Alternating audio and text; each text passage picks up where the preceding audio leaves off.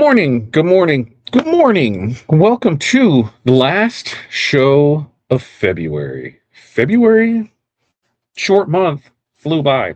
Anybody else? Same thing with it? Dania, welcome, welcome, welcome. Makers Movers Podcast. And today, what are we talking about today? Today, we're talking about how to sell to leagues without competing with those national brands, which I know a lot of us have dealt with. And so we're going to, talk about that some. Now, if this is your first time here or your long time here, I need to know some things. I need to know who you are, where you're from, what's in your cup, what the weather is like in your area, and then your five things. What are five things that you are going to accomplish today? I will tell you, uh, it is it's going to be a day because it's volunteer day at the school, so that is a big chunk of the day. Probably 4 hours of volunteer work at the school day, two meetings, stuff to press and get out, two more stores to get, and we still have poll orders and do that. The joys of running three businesses, right? So we've got a lot to do today in a short time. So we'll get through this. Then we got a mentorship call, and then my day is rocking already there with it. Um, so let's check in and see. And then five things. Yeah, I told you your five things. Five things you're doing. I'm all over the place. Morning, Renee, 65 and foggy in Chicagoland. Water in the bottle. Tea in progress. Five things. Engraved tumbler order. IKEA. Organization of work areas. Lunch with Ellen. Artwork. Whose artwork? I got it. I got it there. I lied. 31 on the way to 65. Yeah, it's that most wonderful time of the year, where it's freezing in the morning and shorts in the afternoon. Love it, love it, love it. Uh, Barb, good morning. North Central Minnesota, 31 and windy. Water in the cup, five things. Quotes, 3D printing, work on website, sewing alterations, and scheduling. Hi, Renee from Barb. Morning, Barb from Renee. Uh, Monique, right? Mo Creek. That's what I got there. Good morning to you. Jeff, good morning. 43 on the way to 60, even though we had 3 inches of snow yesterday. We didn't get any of that. Two things today, laser and UV print. Jeff's got a busy day there. Tim, good morning to you. Hi, Jeff from Barb, and hi, Tim from Barb. Morning, Renee, Barb, and Mr. Tintz from Jeff. Right? That's what I'm saying, Renee. How is Sunday March already? Like we were going through stuff, and it's the end of month, beginning of month stuff where it's like, okay. And then that also means come March, it's come Sunday, we've got 2 weeks till we take possession of that building. And you'll love, I'll give you guys in the mentorship community, I'll give you guys an update on some stuff today. But yeah, it's fun. Everybody else will talk to about Tuesday State of the Union to see how everything is going. Alex, good morning. Goodbye, February. Come on, spring, right? It's there. It's there. Harp said we may see 40 today, but it'll be sub-zero by tomorrow morning. Next week's a warm-up. I don't like that. Pasha, good morning to you. And no problem holding the Pasha won on Tuesday. She won a cameo. No problem holding that until you get back, and then just I just have it set to the side. So once you're back, then we'll get it taken care of for you. Hi, Alex and Pasha from Barb. Linda's got 62 on the way to 83 in Texas. Man, 83 in February sure would be nice.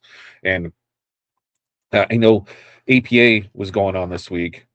It was funny because I talked to a few people and they're like, as always, APA does offer some amazing classes, amazing classes. But they said this will probably be the last year that they go because the cost is outrageous. They said, just the side quest costs. And I said, side quest costs? And they're like, yeah, just to be here, like to spend, $15 on a drink. Like, oh yeah. They're like, $35 for a basic meal. Like, yeah.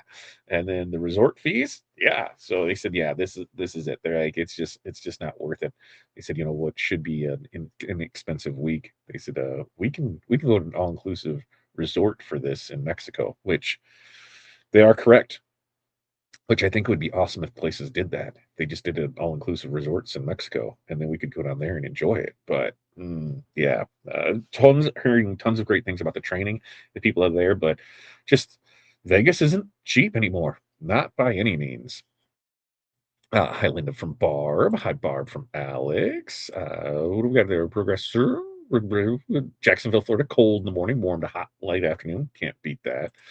Linda, press uniforms, order uniforms, 3D print baseball photo shoot. Linda's busy. You're very welcome on that. Right? That's why I didn't go again this year. That's my thing. Is it's like, and Linda's right here. I usually just buy the classes from APA. It totally makes sense just to buy the classes because yeah, you're missing the in-person experience that you can join the networking experience, but just that side quest cost. Yeah, it is. Go to we could definitely go to Mexico for that, right?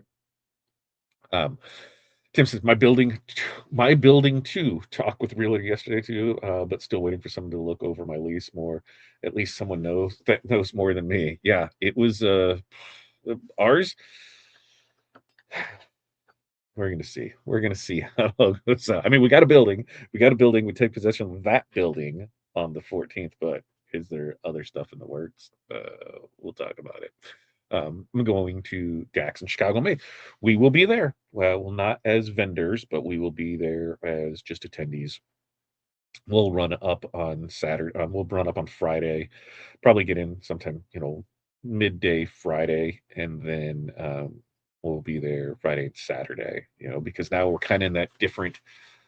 We're in that different world of things. Yes, we still do apparel decoration, but we're phasing it out so we can focus on the supply side of things. We still need to take care of our customers that we have for years, but as far as seeking new ones, no. So do we need to know the new things to do things? No, because on a lot of that, that's what we're looking for is partners to that we can grow with, expand with, become more hands off and stuff. And then on the flip side, vendors there, are there things that we can bring in? We've already been in talks with Magic Touch on some things that they offer, maybe some things on the embroidery side of it where we can work some deals with that. So we're seeing what we can do and then going from there for it. And Tim said, "Oh, and 3D printing new tubes for my new pants. Invest. Oh, like new tubes for your new pants. Invest.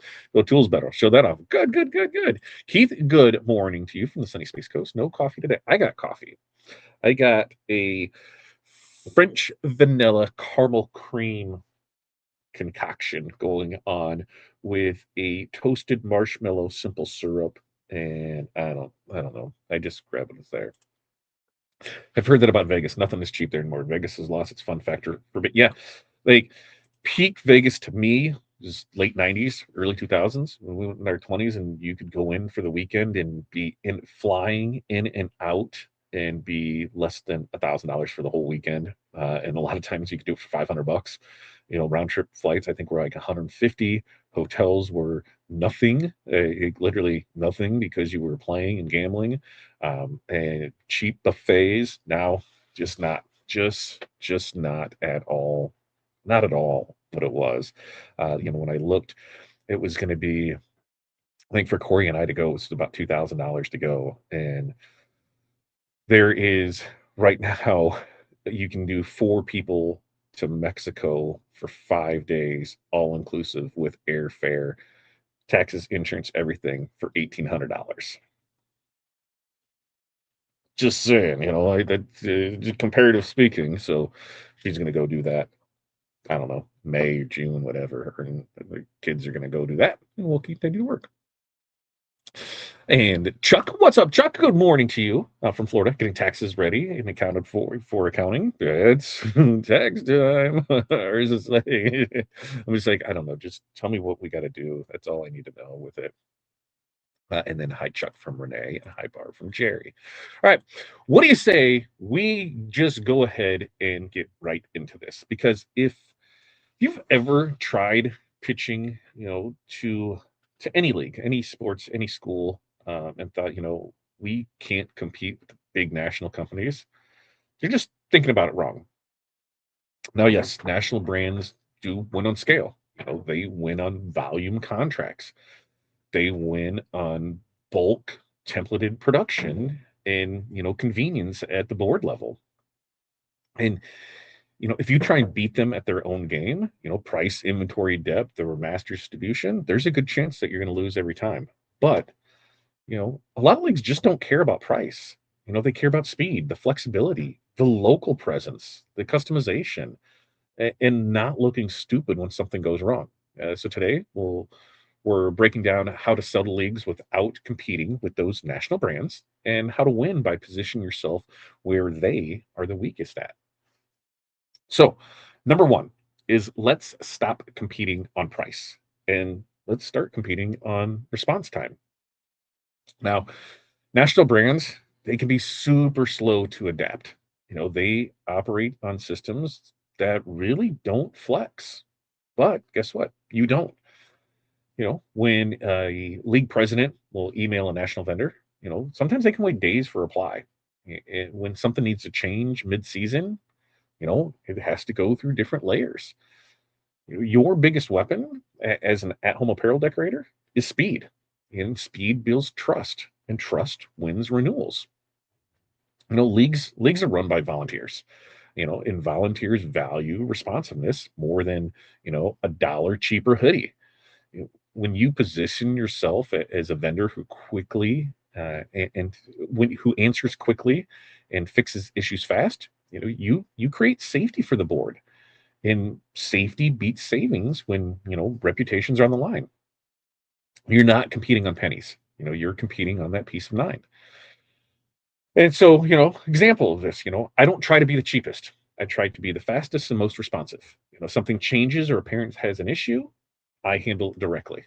You won't be waiting 3 days for an email reply, from some customer support desk. We'll get right back to you. Another example, my advantage over national vendors is that I am local and flexible. If a roster changes or a sponsor needs added, I can adjust quickly. You're not locked in to some rigid system. So for this action step is we just got, one line. What's your one line pitch? We specialize in fast, direct communication with league leadership. That's it, right? All right. Number two, you know, own the customization gap that they just can't scale. National vendors, most of them, they will just template anything, and that's how they handle volume. Leagues, especially those smaller and mid-sized ones, they want their identity reflected properly. Local sponsors, unique mascots, custom division names, memorial tournaments, tribute nights. You know, these are moments that national brands struggle to personalize deeply without upcharging, or complicating the process. And this is where you can win. You lean into hyper specific customization, not just add a name, but thoughtful program alignment. When leagues feel seen instead of just being processed, that loyalty that increases dramatically. Customization isn't just design, it's relevance. So example of this, is if you've got a local sponsorship that needs placement or special division names, we can design specifically around your league instead of just using some generic template. We build each store around your identity, not just a stock generic layout. Another example, for opening day or tournament weekends, we can create limited run designs that feel special, not something that you just pulled out of a stock art catalog. That's something that a lot of national vendors don't usually prioritize for you. So, action step for this is let's just create, one league identity mockup, tailored to their specific name and sponsors before even the pitch. Now, number three is let's sell simplicity to the board, not gear to the families. When you are pitching leagues, your customer isn't the parents first, it's the board. Board members are worried about three things. Do we know what those three things are? Complaints, admin work, and looking stupid, right? If you pitch product variety, you're speaking to the wrong priority. You need to pitch the administrative simplicity of all of this. Explain clearly how ordering works, how payments are collected, how distributions happen, and how any of those issues are resolved. When you can remove the admin friction, man, that board can relax. And when the board relaxes, they promote harder. Leagues choose vendors who make their job easier, not vendors who have the most SKUs. We have a store that's opening today. One design, Think t-shirt, long sleeve, crew neck, hoodie, pocketed hoodie, hoodless hoodie, whatever we're calling that. And tank top. 6 items, one design. That's it. That's what they wanted. You know, took everything off the plate for them. That's all they needed. So for this example, say, hey, I set up the store. We collect the payments directly. We manage production and we sort everything by team. You won't be collecting any money or organizing any orders. Our goal is zero admin for your board. Okay. The other one, you approve the designs. You share the link, and then we handle the rest. If a parent has a question, they contact me, not you. And what does that do? Is that keeps the complaints off of your plate. So for the action step, just write your board promise in one sentence. Approve, share, done. We handle the rest. All right. Now, before we get into 4 and 5, let's look and see questions, comments, concerns that we have in here. I don't think we got anything more in here for the check-ins. The check-ins, we see that for it. Alex, casinos just suck everything out of you they can. I have the largest casino, Northern Hemisphere, 7 miles north of me, Foxwoods, and then 15 minutes is Mohegan Sun's last Mohegans. When we went out there for APA, I think I put in $20 in the slot machine at the airport waiting for Renee, and $20 on the slot machine when we were leaving, waiting on my flight. That was it. I'm like, oh. In my younger days, didn't care. We've got what do we have? We have 3 casinos around us. I couldn't tell you the last time I was in any of them. 5-10 years. It's been a long time since I've been to it, but I get there. Thanks, Jerry. We're trying to. All right. All right. Number 4 is let's position yourself as the local safety net. You know, a lot of times those national brands, they just disappear after delivery until next year. Guess what? You don't. Right? If something is wrong, leagues want something that they can call. There's someone to call. If a championship team needs extra merch quickly, they want someone local. If a rain delay shifts schedules, they want flexibility. And when you position yourself as that safety net for them, you shift from that vendor to the partner. That safety net positioning that wins long-term contracts because leagues, they value reliability over just the novelty of the sale. And this is especially powerful when something goes wrong with a national vendor. You don't attack them, you just calmly position yourself as a stable alternative. Now, personal story, while we did not win our league's contract for uniforms, we take care of their spirit wear. But when the league needs extra jerseys, they reach out to us because the national, they can't help them. And they're in that contract for a couple of years. And we say, here, we're here to help.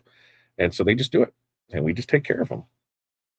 Now, some other examples that you can use. Hey, if something goes wrong mid-season, I'm local and reachable. You're not calling some national hotline. I'm looking to build long-term relationships, not just one-time deals. Another one. Hey, when the playoffs hits and you need that extra gear fast, hey, we can prioritize locally. You won't be stuck waiting on a warehouse halfway across the country. So for this action step is let's add this line to your pitch. We are your local backup plan when the national system fails you and moves too slow. That's it. Okay. So even if you don't have it, we're here. We're still here for them. Now, number 5, build recurring lead infrastructure, not one-off stores. And this is where, a good handful of decorators stay small at. They land one league store and they just treat it like a seasonal job. Where professionals, you're going to build infrastructure. It means a preseason store, a mid-season drop, a playoff drop, a championship design, off-season registration merch. You design a calendar strategy, just not a single event. Now, national brands, they're going to focus on that large contract. And you can focus on those recurring drops that feel personal and timely. When you become the league's structured apparel system instead of just the shirt vendor, you remove competition entirely. And infrastructure creates retention. Retention creates predictable revenue, and predictable revenue reduces stress. So, some examples, hey, instead of just one store, I can map out three planned merch drops across the season so families aren't overwhelmed with price all at once. It keeps engagement high and sales consistent. Another one, you know, our goal isn't just one order. It's building a repeatable apparel plan for your league year after year after year. That way you're not shopping vendors every season. So, for this action step is let's just draft a three-phase league merch plan. Preseason, midseason, championship. Pretty simple on that, right? So, what do we got for you today? Well, we're going to win on response time, not on price. We're going to own the customization national brands can't scale. We're going to sell administrative simplicity to the board. We're going to position ourselves as the local safety net, and we're going to build recurring league infrastructure, just not one-off stores. If you're trying to beat the national brand at scale, you are going to stay frustrated. But when you lean into speed and customization and admin simplicity and local presence and structured recurring drops, you really stop competing entirely. You operate in a lane that they just can't dominate. Leagues don't just want cheap gear. They want stability. They want responsiveness. They want someone who is going to make their lives easier. And now it's up to you to be that vendor. And then guess what? You'll stop worrying about the big brands. So that's what we got for you on this last edition of February on Monday. Monday, what are you talking about? Spring, March. We're starting up March, and spring, can equal rebrand seasons. And so are we reaching out? It's just not another production time. It's a reset for a lot of businesses, and they're coming out of winter and they're preparing for busy months. So, what can we do to get in that? Any other questions, comments, concerns as we wrap this up, as we can go in there for it? And there we can do hoodless hoodie. Isn't that just no, because it has a pocket, Alan? It's got a pocket. So the PC78 PKT from Sandmar, it is a hoodless hoodie or a pocketed crew neck. I'm not sure what we call it. Hoodless hoodie, pocketed crew neck. That will be there in there for it. Which one? Which one? Which one? Who's your name there, Jerry? Which one was it? And let me pull it in there for it. Which number? Let me go get it, and we will make sure to put it in here for you. So let me know on that. I'm pulling up the doc. Where did the doc go? So I can grab it. There is that. Make us and move us podcast. Now we want today's episode, which is 227. 227. Wow. It still seems wild to say that we are at the end of February. Like, where did that go? Where did that go? All right, there. Now I got it. Let's see. Barb says, we have a casino locally. I've been to it maybe 5 times, mostly to eat. Only gambled 2 times. She used to roll of nickels and 5 $1 bills, 150, and quit while his head. In my younger years, oh, it was casino all the time.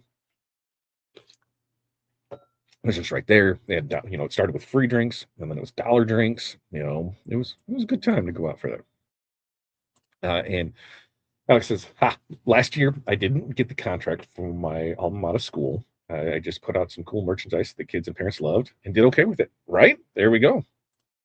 Sounds like great ROI, Barb. Love the pocket crew next from Samar. I love them too. I love them too. 6 casinos looking. They take all my money. Way to go, Jeff. G, good morning to you. Jerry, which tip? I still need to know which one it is so I can put it in there for it. The action, was it 1, 2, 3, 4, 5? Which one was it, Jerry? Then I'll make sure to put it in there. So I'm looking to see. We're not going until Jerry puts it. We're not going until Jerry gets it out of there. Let's see, where else were we? I won a ton of money in Vegas last time. Jerry's just rubbing it in now, right? Yeah, Jeff, she's just being rude and rubbing it in. I don't. In my younger years, yeah, I remember Sunday morning. brunch because we would go over there with that with my mom and grandma, and yeah, a Sunday morning brunch, and won $500 on Wheel of Fortune quarter machine. I remember that. The my 21st birthday, and we went out to the casinos because at that time I think we had the three of them, and hit all the casinos through there, and I think I ended up I don't know like $400 for the day. So it was pretty good. And then throughout the times, it was always go there for it. Okay, action step for number 4. We're your local. Let's see, action step. Here it is, number 4. Let's see if this is the one. I only won $200. My best gambling story. I got a good gambling story for you. My grandma, she taught me everything I need to know about card playing. All the card games, the euchre, the spades, the poker, all of the fun things with that. And so at holidays we would play cards, nickel dime quarter, and I took my grandma, I think for like I don't know, $30 that night, and my mom was like, are you gonna give it back to your grandma? I'm like, no. She told me if you're gonna sit at the table, be prepared to lose your money, and so she was. My grandma went to the casino that night, and my grandma won a Cadillac. Now, fun fact, my grandma had polio and did not drive, so she won a Cadillac and did not drive.